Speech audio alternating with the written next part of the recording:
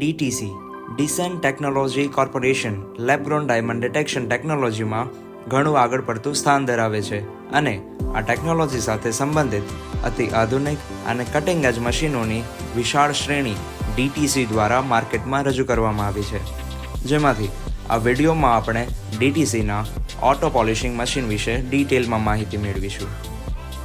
તો ચાલો આપણે ડાયમંડની ફાઇનલ પોલિશિંગ પ્રોસેસ સુધીના બધા સ્ટેપને વિગતવાર સમજી લઈએ.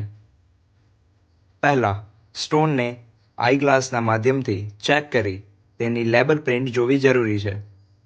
હવે સ્ટોનના ડાયામીટર મુજબ ડાય સિલેક્ટ કરી તેમાં ફિક્સ કર્યા બાદ પણ તેનું ફરી એકવાર આઈ ગ્લાસથી નિરીક્ષણ કરી લેવું જરૂરી છે.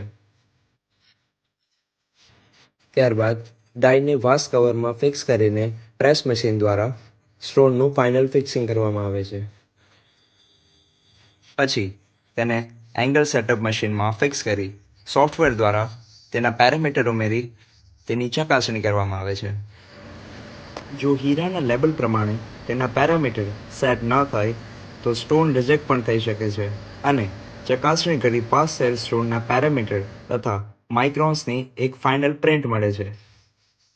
આ પ્રિન્ટ આપણે પેકેટ સાથે અટેચ કરવાની રહેશે. આ પ્રિન્ટની અંદર સ્ટોનના ફાઇનલ પેરામીટર લખેલ હોય છે.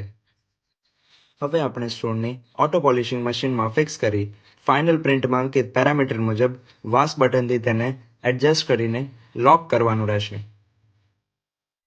ત્યારબાદ આ ઓટોમેટિક મશીન દ્વારા પેરામીટર મુજબ સ્ટોન પોલિશ થાય છે. હીરાની પોલિશિંગ થઈ ગયા બાદ તેને ફાઇનલ એકવાર ચકાસવામાં આવે છે. આ રીતે ઓટો પોલિશિંગ મશીનમાં એક્સેલન્ટ કટનો સ્ટોન તૈયાર થાય છે. તો પ્રસ્તુત છે ડીટીસીના ઓટો પોલિશિંગ મશીન દ્વારા ફુલ્લી પોલિશ્ડ અને પરફેક્ટ સ્ટોન. Thank you.